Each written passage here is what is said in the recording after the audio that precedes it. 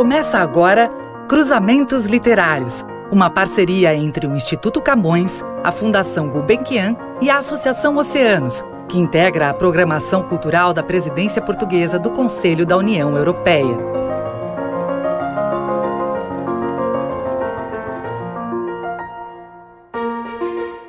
Olá, eu sou Manuel da Costa Pinto, jornalista brasileiro e um dos curadores da série de podcasts Cruzamentos Literários, na qual conversamos com escritores de língua portuguesa para saber como pensam o mundo, a literatura e, em especial, o universo do nosso idioma. Essa edição do Cruzamentos Literários celebra o Dia de Portugal, uma data muito especial não apenas para a nação portuguesa, mas também para a literatura. Afinal, o dia 10 de junho foi escolhido como o Dia de Portugal por ser o dia da morte do poeta Luís de Camões. Aliás, a denominação completa dessa data, no calendário das festividades portuguesas, é Dia de Portugal, de Camões e das comunidades portuguesas. Então, nada melhor para comemorar o Dia de Portugal do que conversar com uma escritora portuguesa, Dulce Maria Cardoso. Dulce Maria Cardoso nasceu em Trás-os-Montes, passou a infância em Angola e é autora, entre outros romances, de O Retorno, O Chão dos Pardais e Os Meus Sentimentos. E em 2018 lançou o romance Eliette, que foi um dos livros vencedores da edição de 2019 do Oceanos, Prêmio de Literatura em Língua Portuguesa. Nesse livro, Dulce Maria Cardoso transforma o cotidiano banal de uma mulher de classe média numa síntese das angústias que atravessam a estabilidade do dia a dia, uma imagem da solidão e dos desejos silenciados no mundo em que todos estão conectados pelas redes sociais. Mas assim como já fizera em livros anteriores, a escritora inocula na aparente normalidade da vida contemporânea alguns traumas históricos e políticos do passado, que rompem no presente na forma de sintomas de mal-estar existencial. Antes de dar início à nossa conversa com Dulce Maria Cardoso, vamos ouvir o trecho de abertura do romance Eliette, interpretado pela atriz Carmen Moretson, que ao longo deste podcast dará voz a passagens da obra da nossa entrevistada. Eu sou eu e o Salazar que se foda. Um ditador governa Portugal quase meio século, quase outro meio passa desde a sua morte até que aparece na minha vida. De repente, foi como se sempre aqui tivesse estado e tomasse conta de tudo. Eu não podia deixar que isso acontecesse. Quando telefonaram do hospital, por causa da avó, faltavam mais de 5 meses para a noite do temporal, mas sinto que foi nesse momento que o Salazar começou a insinuar-se na minha vida. Dulce, é um prazer ter você aqui no Cruzamentos Literários. Muito obrigado pela participação. O prazer é meu. É um prazer estar convosco. Dulce, este podcast ele se torna disponível para os ouvintes no dia 10 de junho, no Dia de Portugal, né? Ou seja, as pessoas podem ouvi-lo eternamente, mas o dia em que nós veiculamos esta conversa é o Dia de Portugal. Essa data foi escolhida a propósito, justamente porque o Dia de Portugal coincide e homenageia também o Dia de Camões. Aliás, o nome completo do Dia de Portugal é Dia de Portugal, de Camões e das comunidades portuguesas. Então, nada melhor do que ter uma escritora portuguesa para falar conosco aqui no Dia de Portugal, que também é o Dia da Literatura, o Dia da Poesia Portuguesa e da Literatura Portuguesa, do idioma português. Eu gostaria de lhe perguntar o seguinte: você enxerga um ponto de vista específico pelo qual, ou a partir do qual, Portugal olha para o mundo, olha para a realidade? É sempre muito complicado falar em nome de Portugal, não é? Porque Portugal é tão múltiplo e tem tantas vozes que eu não sei o que é que Portugal pensa, e acho que também ninguém sabe como é que Portugal vê o mundo. Agora, eu posso dizer como é que eu vejo o mundo como portuguesa. Eu acho que nós encerramos contradições insanáveis. Por um lado, temos uma fraca autoestima. Ainda não consegui perceber exatamente a razão porque é que essa autoestima é tão fraca enquanto povo. Por outro lado, temos uma ideia megalómana de nós, o que é complicadíssimo de gerir, não é? Porque ora somos os piores, ora somos os melhores. nunca somos semelhantes aos outros, que é na verdade aquilo que eu acho que nós somos e que todos somos, ou seja, acho que todos nós somos mais iguais do que diferentes e portanto não consigo perceber esta esquizofrenia portuguesa do somos os maiores e somos os piores. O que é que, tentando, eu que não sou historiadora, nem socióloga, nem antropóloga, tentando perceber de onde vem isto, eu penso que tem a ver com o passado, e aí está incluído o Brasil, não é? E os outros países de língua oficial portuguesa, porque realmente era improvável que este pequeno retângulo, até cuja forma é um pouco fúnebre, não é? Assim, uma forma assim mais... poderá parecer assim um caixãozito, não é? Porque é assim esticado ao pé do mar. Como é que este país, este cantinho, se tornou tão poderoso, não é? E foi tão importante? E como é que manteve isso durante 5 séculos? Que isso então é muito para além, não é? Da Segunda Guerra Mundial, quando já toda a gente estava a descolonizar e em Portugal, em 1960 e picos, ainda se estava a dizer para Angola rapidamente e em força, não é? Basicamente a colonizar Angola. Como é que isto tudo se conjuga em termos de autoestima de um povo? É complicado e daí estas oscilações de apreciação. Por outro lado, nunca fomos um país cujos recursos tivessem permitido oferecer ao seu povo uma boa educação, boas condições de vida, não é? E como nunca tivemos isso, fomos criando um povo muito dependente, muito manipulável. E isso também se espelha na longuíssima ditadura, porque Portugal passou, não é? Quase 50 anos. Portanto, e foi uma ditadura que nem era assim particularmente agressiva, nem com uma repressão. É claro, era uma ditadura e há agressão e há força e há isso tudo. Mas não, há uma espécie de adesão a este fado português, não é? E tudo isto talvez explique, mas é tão complexo que às vezes quando eu estou a falar, estou-me a ouvir e estou a dizer que disparate, não é nada disso, é o contrário. Se calhar sentem o mesmo os brasileiros a falar do Brasil. É difícil porque eu sou bastante privilegiada para falar de Portugal, porque tenho muito tempo para pensar nestas questões. A maior parte dos portugueses, infelizmente, quase não tem tempo porque têm que trabalhar muitas horas, estão muito ocupados na sua vida e, portanto, há sempre o tal ponto de vista de uma elite, quanto mais não seja, tem tempo para pensar, e que pode ser profundamente injusta, não é? Perfeito. Mas você disse que não poderia falar em nome de Portugal e falou maravilhosamente sobre uma espécie de espírito que atravessa, talvez, a alma portuguesa. Mas, curiosamente, eu imaginava que você ia falar de um sentimento de apreensão do mundo muito diferente do nosso brasileiro. E, no entanto, é muito semelhante. Essa ideia de, ao mesmo tempo, ser o pior e o melhor, ser grandiloquente, triunfalista de um lado e derrotista, pessimista, fatalista do outro. Aqui no Brasil, existe uma expressão cunhada pelo escritor, dramaturgo, cronista Nelson Rodrigues, que é o complexo de vira-lata. Vira-lata no Brasil, não sei se em Portugal se usa essa expressão, vira-lata. Não. Vira-lata é o cão sem raça, o cão de rua, cão vadio. E nós temos, segundo o Nelson Rodrigues, o complexo de vira-lata, um complexo de inferioridade.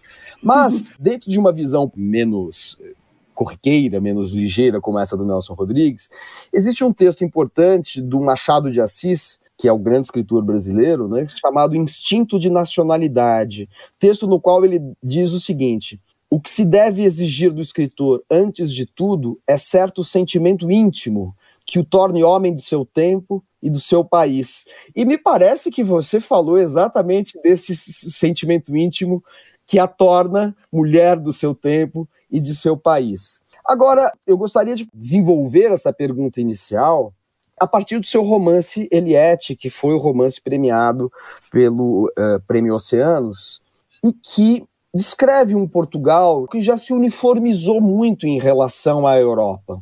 É um Portugal muito integrado, em que as comunicações se manifestam uma certa homogeneidade em relação à cultura contemporânea, midiática, globalizada, com o uso do telemóvel, né, que nós aqui no Brasil chamamos de celular, os jogos eletrônicos, as redes sociais.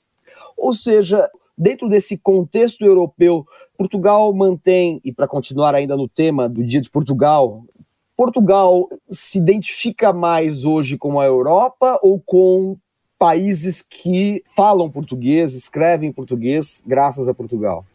Eu acho que Portugal não se identifica nem tanto com a Europa, nem com os países de expressão portuguesa.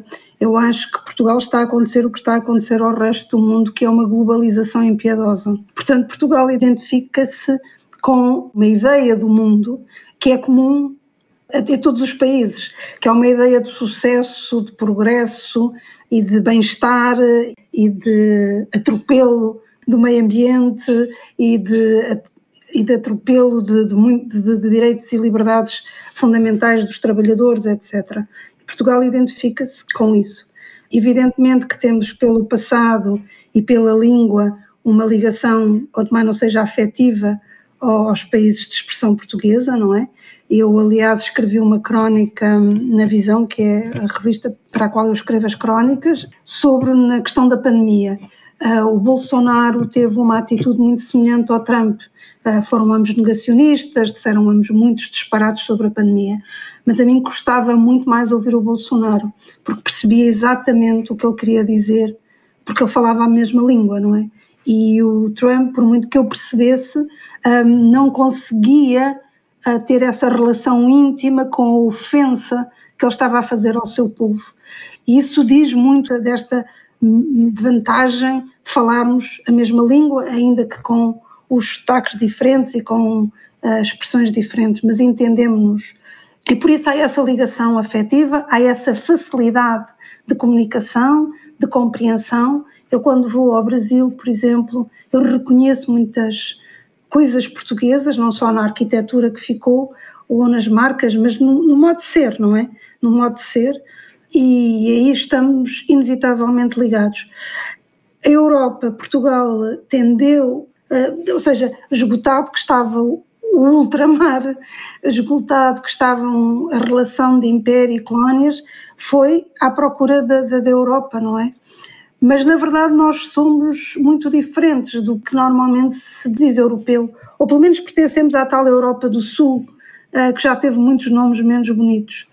E acho que não interiorizamos os tais valores nobres da Europa, apesar de termos mudado. Acho que já somos um bocadinho mais pontuais, já somos um bocadinho menos burocráticos, ou seja, já temos, vamos querendo aproximar àquela ideia de eficiência alemã, não é, e nórdica, mas que nos é impossível, porque nós temos uma natureza muito diferente e temos também um clima muito diferente e temos uma história muito diferente e, portanto, falhar desta ideia da Europa e do tal desenvolvimento que teria sido possível, ficámos à mercê do mundo, como aliás sempre estivemos e todos os países estão, mas que agora temos esta coisa muito nova, que é estarmos todos ligados e em simultâneo.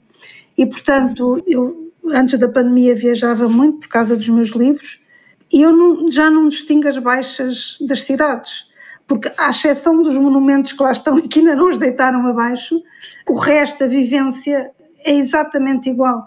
É turistas em todo lado, fast food em todo lado e são as lojas, as multinacionais de roupa, de sapatos, do que quer que seja, em todo lado. Portanto, tanto me faz estar na Baixa de Berlim, estar na Baixa de Roma, na de Lisboa, percebe? Não há grande diferença. E, portanto, Portugal está como nos outros países todos, estamos nesta globalização cega.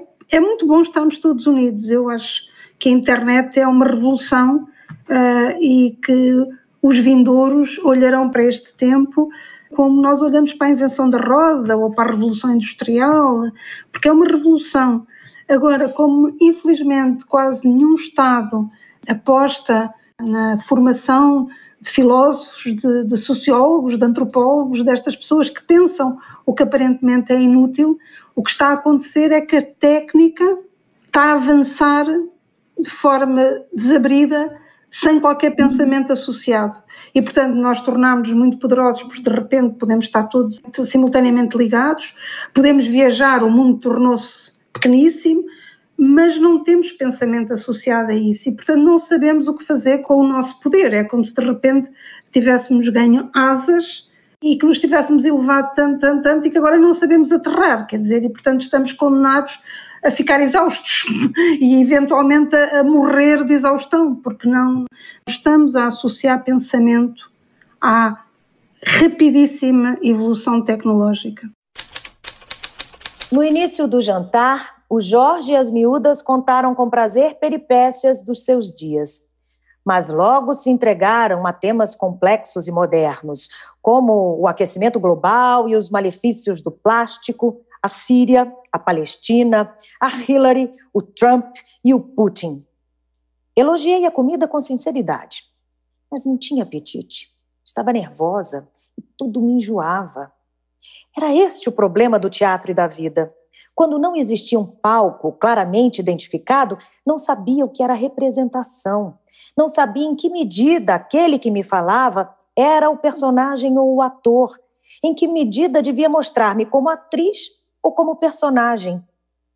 Incomodava-me sobremaneira a superficialidade com que eles se emocionavam com os refugiados, a baleia que dera a costa cheia de embalagens de plástico na barriga e a mulher que fora morta pelo marido. Desgostava-me que eles estivessem a ficar cada vez mais parecidos com os seus perfis do Facebook, que o seu eu digital estivesse a ganhar terreno em relação ao seu eu real, se é que isso se podia dizer assim. O pouco interesse que as conversas deles me suscitavam era inversamente proporcional à curiosidade que me despertavam as conversas com os homens do Tinder e ao tempo em que eu ficava a remoer nelas. Tudo isso junto fazia com que eu não conseguisse acompanhá-los à mesa no prazer da redescoberta da harmonia familiar que nos fortaleceria como seres humanos e nos catapultaria para a felicidade inicial. Aliás, esta conectividade, essa conexão, essa simultaneidade de relações que amplia muito o nosso círculo de relações digitais, contrasta com a solidão que muitas vezes nós sentimos em meio a esta multidão globalizada, essa multidão digital ou virtual. E me parece ser esse um dos pontos importantes do seu romance, Eliette, que é uma mulher que utiliza a conexão para sair de uma solidão, que é uma solidão doméstica, ao mesmo tempo uma solidão social, que tem uma angústia em relação a um cotidiano em que nada acontece, feito de pequenos sucessos e ao mesmo tempo pequenos fracassos, ou seja, nada tem uma grande dimensão na vida desta personagem, a Eliette, e ela utiliza as redes sociais para realizar as suas fantasias, principalmente as redes sociais que permitem encontros, que aí eu aprendi que em Portugal se fala em engajamentos, né? Nós falamos mais em encontros, os matches, né, como se fala em inglês, né? Deu match, que a gente fala aqui no Brasil. E ela, ao mesmo tempo, expressa por essas redes sociais a conectividade e a solidão, e um certo vazio, um certo caráter postiço da identidade que ela é obrigada a adotar nas redes sociais, né? Então eu queria lhe perguntar como nasce esse romance que teve tanto impacto a ponto de ser premiado pelos Oceanos, e é um romance que realmente extrai dessa condição moderna o seu sentido existencial mais profundo, né? Eu gostaria de saber em que momento Dulce percebeu que essa invasão das redes sociais, do mundo globalizado, essa homogeneização, era matéria-prima literária. Eu não percebo as coisas, eu vou percebendo, sei que isto faz sentido. Eu não estou ainda certa de ter percebido. Eu acho, como disse várias vezes, quando da promoção do romance, quando ele saiu aqui em Portugal, eu utilizei muitas vezes a imagem de um furacão, porque quando quer dizer, o centro do furacão, o olho do furacão, é calmo, não acontece nada lá dentro, ainda que depois à volta os ventos sejam tão destruidores que arrasem tudo. E, portanto, eu tenho a ideia de que estes tempos nós estamos, pelo menos deste lado do mundo, não é? Estamos nesse olho do furacão, ou seja, agora menos, que a pandemia veio alterar isto tudo, mas quando da publicação da Eliette, o que eu pressentia era uma força destruidora de uma maneira de ver a sociedade, não é? E a vida que vinha do pós-guerra, portanto uma ideia de sociedade, de família, de valores vindos do pós-guerra e que estão todos postos em causa, mas que nós ainda continuávamos a viver como se nada tivesse mudado.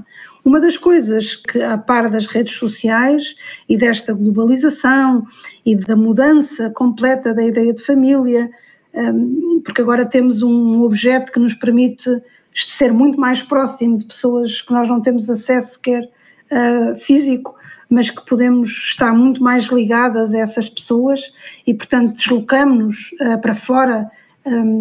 Aliás, como acontece com a Eliette, que está ao jantar e está-me a enviar mensagens a desconhecidos e todas essas possibilidades, eu estava muito preocupada com, isto continua a estar, com o reaparecimento de ideais fascistas e nazis. Eu acho estranho, eu achei sempre que depois da Segunda Guerra, depois do horror da Segunda Guerra, de todas as imagens, de toda a literatura, de todo o cinema, de todas as artes que se debruçaram sobre o horror da Segunda Guerra Mundial, eu achava que não estávamos quase a salvo de manifestações semelhantes. Pronto, era como se tivéssemos sido vacinados e agora era impossível o vírus tornar a ganhar expressão. Só que não. Ao corpo social acontece o mesmo que ao corpo físico. Ao fim de 80 anos ou de 70 anos começamos a esquecer-nos de tudo e, portanto, é tudo outra vez possível. E há uma amnésia do corpo social, como costuma acontecer ao corpo físico. E, portanto, aos pouquinhos, por todo o mundo, vai aparecendo a semente que nos vai levando à ideia outra vez de perigo, nesse sentido. E o que é essa semente? Ao contrário do que as pessoas normalmente dizem, eu não me preocupa nada, por exemplo, cá em Portugal temos uma figura que é o André Ventura, que é o líder de um partido que Chega, que é considerado, se não de extrema-direita, mas com elementos de extrema-direita. Os protagonistas não me impressionam nada, nem lhes dou muito valor, porque, na verdade, o Bolsonaro não... O que acontece é que as pessoas vivem tão mal, as condições de vida são tão más, que são o próprio chão, essas condições de vida são o próprio chão para germinarem esses líderes com estas ideias de vou salvar-vos a todos e isto vai ser maravilhoso, etc. E, portanto, não quero transformar tudo na velha luta de classes, mas continuo a dizer que o essencial está aí, que o essencial está na vida das pessoas. Enquanto houver pessoas que se sentem à margem, que se sentem excluídos, que se sentem abandonados, enquanto houver pessoas que não têm pão para dar aos filhos, sabem que não lhes estão a dar o melhor ensino, sabem que os seus filhos vão ter ainda vidas piores do que as suas, e este é o grande problema do nosso tempo, é que agora os pais sabem que os seus filhos vão ter uma vida pior, e isso é a negação do futuro, quer dizer, toda a evolução da espécie se fez com esta ideia de que os nossos filhos terão vidas melhores do que as nossas. Por isso é que nós trabalhamos. E agora não. Não só nas alterações climáticas em curso e que vão determinar mudanças imprevisíveis. Não sabemos, digamos, a quantidade de mudança e a profundidade da mudança, como é que é o impacto que isso terá. Mas mesmo em termos económicos, não é? E, portanto, isso é o chão para que todos esses ideais surjam. E eu, em 2015, 16, muito longe da pandemia que veio ampliar todas estas desigualdades sociais e estas diferenças, e olhando para a Europa, vendo o que é que estava a acontecer nos outros países, olhando para os Estados Unidos, olhando para o Brasil, pensei, estão de volta sem apelo nem agravo e, portanto, não acredito na literatura de mensagem nem de combate, para isso há a política e há o ensaio, mas acredito que a literatura carrega as preocupações de cada autor, não é? Portanto, o que o inquieta, ou se calhar aquilo que o autor tem medo, não é? O meu trabalho é muito sobre o desamor, porque eu acho que eu tenho um terrível medo do desamor. E pronto, quer dizer, e depois neste contexto as redes sociais têm também uma importância enorme, porque ajudam a espalhar o vírus, não é? E tornam, é como se se tornasse ainda o vírus mais contagioso e uma contaminação mais fácil. Portanto, quis refletir sobre isso tudo. Dulce, você falou que toda a literatura carrega as projeções dos medos, dos conflitos, das preocupações do seu autor, que no seu caso, você falou da questão do abandono, do desamparo amoroso, de alguma maneira, mas há também muitas preocupações políticas que você manifestou aqui nesta nossa conversa e que aparecem num romance como Eliette, assim como já haviam aparecido, por exemplo, num dos seus livros mais importantes, que é O Retorno, né? Ambos tendo como ou pano de fundo ou como contexto a colonização da África por Portugal, a Revolução dos Cravos. Aqui em Eliette, por exemplo, o livro se abre com uma referência ao Salazar, acaba com uma referência ao Salazar sobre a qual não podemos falar muito, sob pena de estragar a surpresa final. Me parece que os seus romances equilibram de uma maneira muito precisa a dimensão íntima, a dimensão pessoal das suas personagens, a vivência delas, com essa dimensão histórico-política que se insere de uma maneira não explícita, mas ao mesmo tempo onipresente. Entra como se fosse um trauma, como se fosse uma fenda, uma lacuna no discurso pela qual a história vai entrando, né? Você disse que não é o caso de fazer uma literatura de manifesto, uma literatura participativa, uma literatura que explicite questões políticas, mas elas estão muito presentes na sua obra, não? Sim, acho que sim. Eu fico contente de ter achado isso nos meus livros, porque evidentemente eu antes de ser escritora sou cidadã, portanto eu tenho preocupações, tenho medos, tenho anseios, e ainda bem se eu consigo fazer esse cruzamento entre a história particular e a história pública, digamos assim. Pronto, esses são os romances que me agradam. Eu gosto de romances situados no tempo, situados numa sociedade e com reflexões também sobre esse tempo e essa sociedade. Penso que também sou uma autora de personagens, eu gosto muito das personagens, aliás, o único mistério criativo que eu tenho é exatamente esse, o da aparição, eu chamo-lhe uma aparição das personagens, porque não sei explicar, não sei porque é que me prendo mais a umas que continuam e outras desaparecem, não sei explicar, já tentei de várias maneiras, já falei do amigo imaginário, já falei de uma série de... mas a verdade é que são muito, muito presentes em mim. Eu costumo dizer que a ser alguma coisa sou uma autora de personagens, mas depois gosto que elas tenham um contexto, ou seja, como eu também tenho, como qualquer um de nós tem um contexto, e portanto não tenho muita ideia do romance tese, ou seja, de um romance de uma estrutura mais cerebral, que eu quero dizer se sou a favor ou contra a pena de morte. Eu gosto é que, construindo as personagens, não é? Trabalhando as personagens, elas se revelem, muitas vezes até contrárias, ou como eu digo, à minha experiência de vida, no seu meio. E se calhar eu cheguei à conclusão que eu se calhar escrevo sobre aquilo que tenho medo, ou seja, não sobre aquilo que eu conheço, mas sobre aquilo que eu tenho muito medo. E talvez seja isso. A primeira metade da minha vida estava gasta. E faltava-me, se tudo corresse bem, a metade do ocaso. Meia-idade também significava, no que me dizia respeito, que a minha vida era o resultado das decisões de há muitos anos. Significava que eu nunca mais a repensara, que a inércia, o hábito e o medo do desconhecido haviam feito com que eu tivesse aceitado, muitas vezes sem dar conta, os carris por onde seguia. Na meia-idade, o tempo das escolhas já tinha passado. Escolher pertencia à adolescência, ao início da idade adulta. Ia para ciências ou humanidades? Experimentava drogas? Fazia ou não a vontade da pila do Marco? Aceitava um emprego de merda ou esperava por aquele que merecia? Ia viver ou não com Jorge? Deixava ou não de tomar a pílula? A adrenalina da escolha, a angústia da tomada de decisão pertenciam a um passado remoto. Agora já nada havia para escolher nem para decidir. A vida estava embalada. Não era fácil travá-la, não era fácil desembrulhá-la. E não interessava que a morte, a minha morte, tivesse deixado de ser uma coisa abstrata e me espreitasse ao espelho.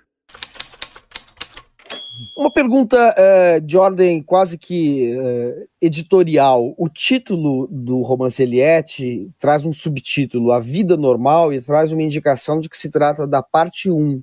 Haverá uma continuação? Ela já está escrita, já está a ser publicada? É uma continuação que conclui a história, uma trilogia? Ou como se estrutura essa continuidade? Lá está, é mais um acaso. Eu entrei no meio literário, ou publiquei o meu primeiro romance de forma completamente selvagem, porque eu, quando publiquei o primeiro romance, eu publiquei na sequência de um prémio anónimo. Eu não conhecia um editor, um jornalista cultural, nem um jornalista dos outros, não conhecia ninguém. Eu só tinha esta vontade de escrever. Tinha recebido uma bolsa de criação literária, que já tinha sido para mim o grande feito da vida, e pronto, e era isto. E portanto é tudo muito intuitivo. Eu vou fazendo as coisas sem saber bem para que lado vou, como eu digo, vou-me apercebendo, eu não as percebo, vou-me apercebendo, elas vão-se-me revelando. E a Eliette, eu já tinha tido um acidente de percurso que foi com os meus sentimentos, que eu perdi o romance no computador, e isso veio a determinar o meu método criativo, que é o de apagar tudo e reescrever de memória, porque entendo que é a única maneira de eu me livrar de uma série de páginas e de ideias que não ajudam nada à narrativa, pelo contrário, mas que eu numa edição normal não conseguiria, portanto não teria coragem, e assim claro que tenho, porque me daria muito mais trabalho ir pelos mesmos caminhos, não é? E portanto isso foi um acidente que determinou um método de escrita, e agora a Eliette veio fazer outro sobressalto no meu método de escrita e no meu entendimento da literatura. Eu sempre me incomodaram os romances como corpos estanques. Não talvez os romances que eu leio, mas os romances que eu escrevo. Se reparar, os meus romances começam sempre como se já viessem em andamento. O retorno começa, mas na metrópole havia cerejas, os meus sentimentos começam com Inesperadamente, a própria Eliette, ou seja, os finais são sempre também muito laços, ou seja, poderiam continuar a seguir. E isso acontecia porque já então, sem eu me aperceber, sem eu ter consciência, me incomodavam aqueles corpinhos estanques, agora vou falar disto, agora estes estão aqui, e claro, as personagens às vezes transitam de um romance para o outro, aparecem, andam ali naquela coisa, mas foi só com a Eliette que eu me apercebi que eu, na verdade, o que eu queria escrever era um romance eterno enquanto eu escreva. Ou seja, eu quero escrever um romance que eu nunca mais tenha que começar e acabar. É um romance que eu vou continuando. E não é trilogia, não é tetralogia, não é nada.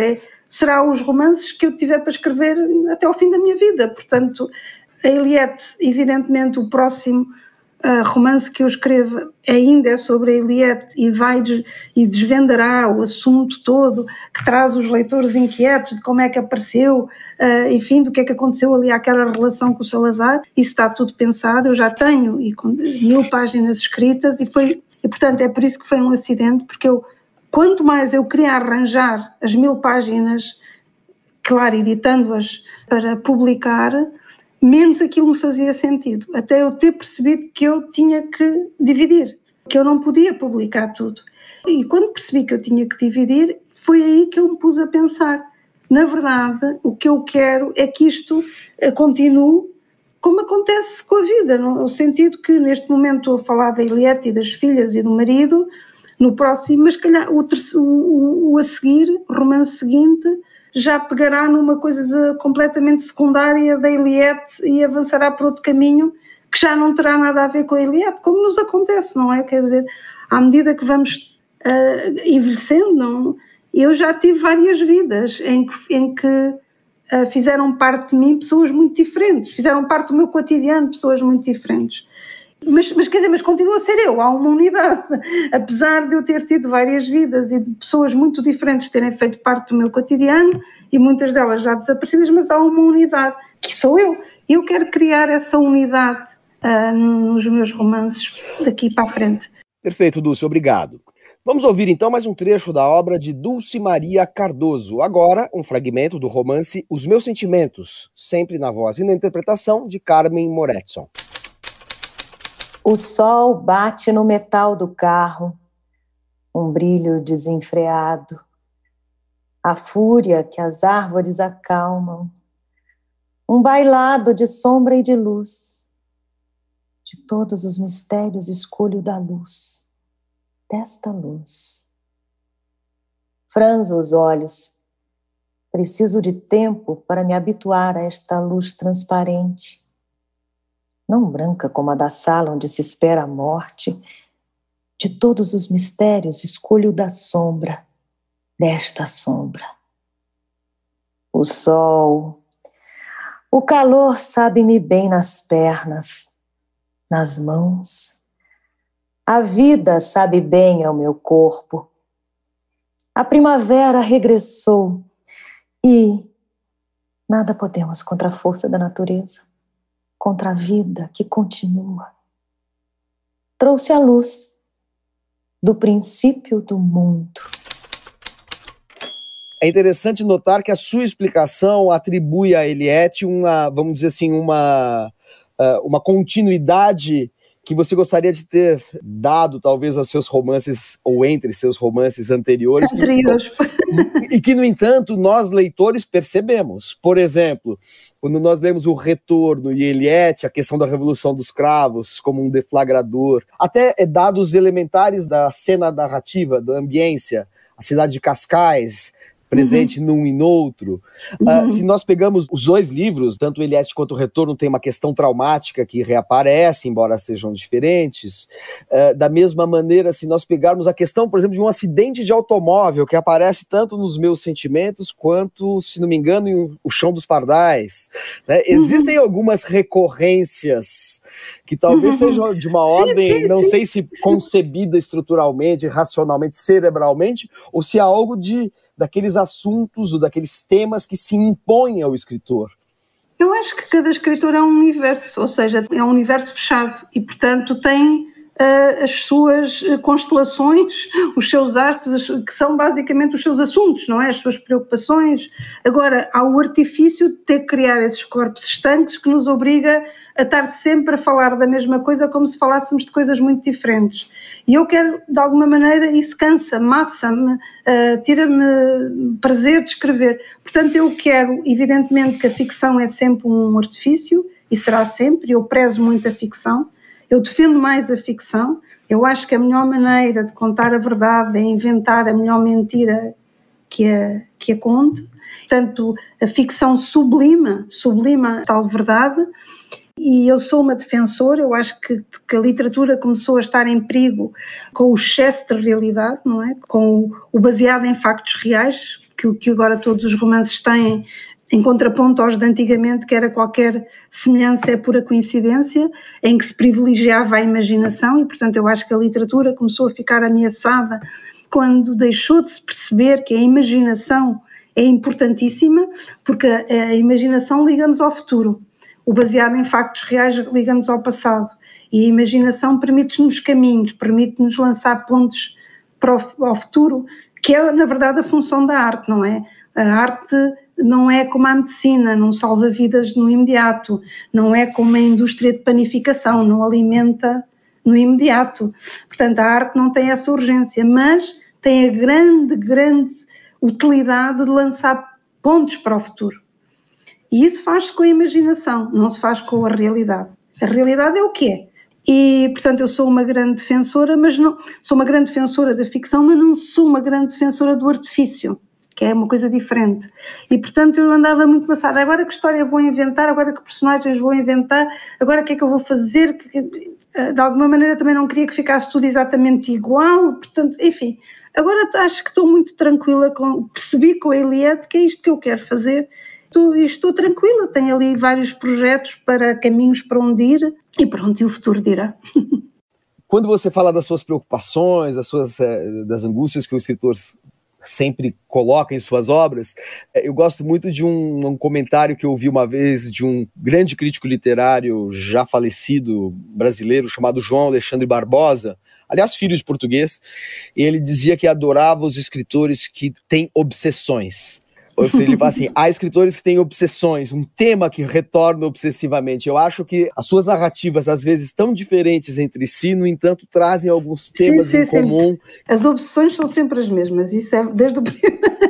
Aliás, no outro dia descobri até mandei à minha editora portuguesa, descobri, quando eu andava no liceu, não é, na escola secundária, tinha uns 12 anos, havia um jornal de parede, e eu escrevi uns textos para esse jornal de parede.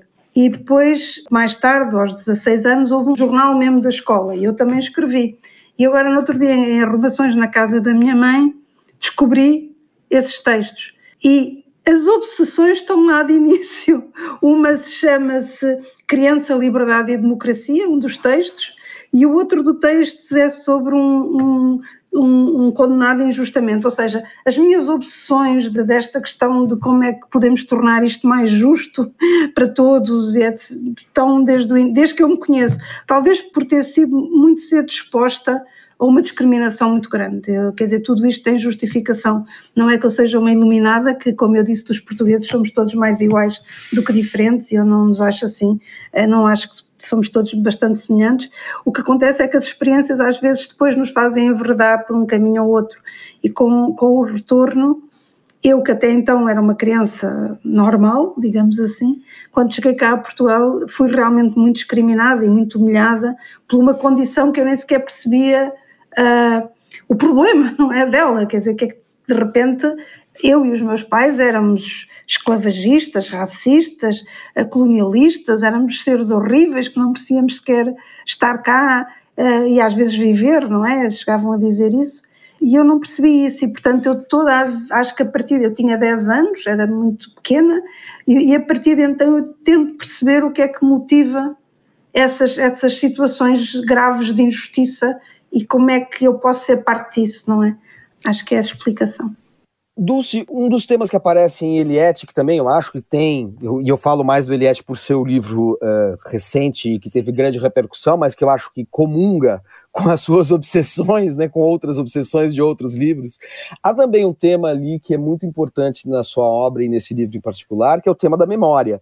Talvez metaforizado de maneira, materializado metaforicamente na figura da avó, porque só para nós retomarmos brevemente o fio da meada, o romance começa quando a Eliette sabe que a sua avó está, vamos dizer assim, com um quadro de demência, ela é internada, e isso percorre todo o livro como um contraponto à sua vida conjugal, familiar, de amizade, sua vida social. Então, ao mesmo tempo que nós temos a vivência da Eliette nas suas relações familiares e amorosas, até profissionais, nós temos como contraponto sempre a figura da avó que está perdendo a memória. E esta memória, de alguma maneira, diz respeito também à morte do pai da Eliette, que morreu logo após a Revolução dos Cravos, ou seja, há toda uma vinculação nebulosa com o passado político de Portugal, o passado coletivo de Portugal, e justamente é uma memória nebulosa, porque nada fica muito explícito na narrativa, e também porque a memória da avó está se tornando nebulosa, está se perdendo, né? Este fio narrativo que se insere e percorre Eliette, ele faz parte de uma das suas preocupações e vai estar presente na continuação ou nas continuações de Eliette? Eu acho que sim, já estava antes, é sempre a memória.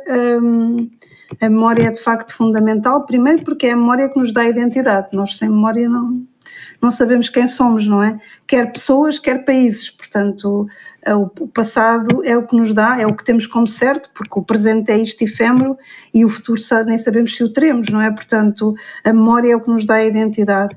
Depois, porque em Portugal havia um professor, o professor Eduardo Lourenço, dizia uma frase muito engraçada. Ele dizia que nos desfizemos do império como quem se desfaz de uma camisa velha.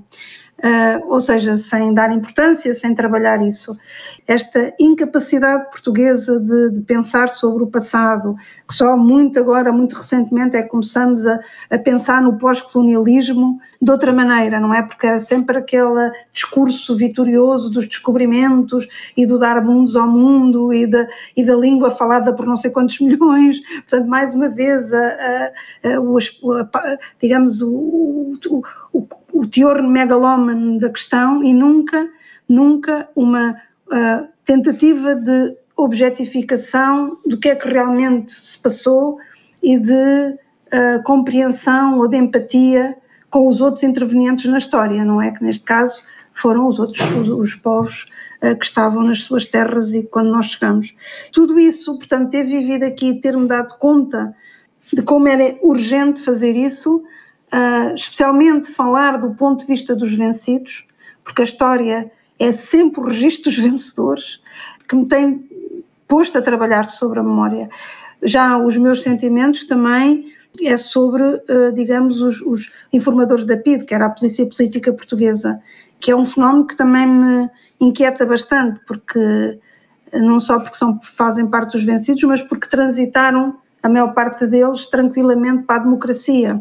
E portanto, é também sobre isso e também é sobre a memória. Aliás, é o livro que talvez seja mais sobre a memória, porque graficamente é parecido com a minha memória, ou seja, é por clarões, não é por chavões, é por frases soltas que a minha memória se organiza, não é um fio contínuo. Eu digo que eu trabalho, digamos, para mim, o tempo, que é o que estamos a falar quando falamos de memória, estamos a falar da linha do tempo, eu trabalho a linha do tempo como espaço, ou seja, eu ando de um lado para o outro. Normalmente o tempo tem só uma direção, não é? Ou é para trás ou é para a frente, e eu trabalho o tempo como o espaço, ando aqui de um lado para o outro sempre aos pulos, como se com um pé num tempo e outro noutro, e é mesmo em textos muito pequeninos como as crónicas, eu ando sempre também com os tempos para trás e para a frente. Lá está, é uma das minhas obsessões também. Tenho várias, acho que não fico muito monótona porque são muitas. Em qual livro identifica essa materialização gráfica dos desvãos da memória na sua obra? Eu acho que é os meus sentimentos. Aliás, é um livro muito complicado em termos estilísticos. É talvez eu acho que eu quando escrevi os meus sentimentos eu estava como aquelas crianças que aprendem a andar de bicicleta e que dizem agora sem mãos, agora sem pés, agora... Pronto, é porque é um livro em termos formais muito, muito, muito exigente. É um livro que por um lado são quase 300 páginas ou 100 pontos, portanto só com vírgulas, em que a segunda parte é o reverso da primeira parte, começa e acaba da mesma maneira, como se fosse uma estrutura circular, não tem futuros nem condicionais, portanto é um livro muito complicado em termos estilísticos, mas que me deu muito, muito prazer fazer. E esse livro é graficamente, ou seja, a memória, portanto, há as lenga-lengas que estão sempre a interromper, há os tempos todos misturados, é esse. E depois, o Chão dos Pardais é sobre o poder, e evidentemente o poder também tem a ver com a memória. O Campo de Sangue é sobre a loucura e a possibilidade de nos tornarmos outros, tem a ver com a ideia de que a pior traição é a que cometemos sobre nós próprios, não é? Quando nos atraiçoamos aquilo que somos. E pronto, o retorno é sobre a memória em absoluto e a Eliade também vai para lá. Sim, digamos que eu acho que há 5 ou 6 temas que estão presentes em tudo e depois é como nas receitas dos bolos, às vezes o ingrediente tem mais sabor do que outro, não é? E determina, este é mais banana, este é mais canela, mas na verdade todos levam sempre a mesma coisa. Dulce, agora uma curiosidade, os seus livros trazem sempre epígrafes de uma poeta chamada Dulce Maria Loynaz. É uma poeta que tem um nome quase igual ao seu, né? Dulce Maria. Por que isso? Maria Loynaz. Porque eu era miúda, ainda não tinha publicado nada, quando li uma entrevista da Dulce Maria Loynaz, que era uma poeta cubana, e ela não se chamava Dulce Maria, ela chamava-se Maria Mercedes. E então ela era muito velhinha, já quando deu a entrevista, e estava a dizer que tinha muita pena de morrer. E a jornalista perguntou-lhe porquê, e ela disse, porque já não vou poder mais utilizar o meu nome, eu gosto tanto do meu nome, porque fui eu que escolhi o meu nome, eu chamava-me Maria Mercedes, mas eu gosto de Dulce Maria, Doce Maria, e lá explicou muita coisa sobre o nome. e eu, que sou Dulce Maria sem gosto nem desgosto, quer dizer, calhei ser Dulce Maria, ainda não tinha publicado uma linha, e quando ouvi a entrevista disse: se eu um dia publicar, eu nunca deixarei morrer o nome de Dulce Maria Lonhás. E portanto está desde o campo de sangue e estará sempre, lá está, em todos os meus trabalhos estará sempre a Dulce Maria Lonhás. Perfeito. Para finalizar, Dulce, e relembrando que este programa comemora o 10 de junho, Dia de Portugal, de Camões, das comunidades portuguesas, e, portanto, entrevistamos aqui, trazemos a voz de uma escritora portuguesa importantíssima, justamente para reforçar este vínculo entre Portugal e a literatura. Eu gostaria de saber como se relaciona com a literatura de língua portuguesa de outros países. Claro que eu adoraria que você falasse do Brasil, já que estou falando a partir daqui do Brasil. Mas eu gostaria de saber qual é a sua relação com a literatura de língua portuguesa.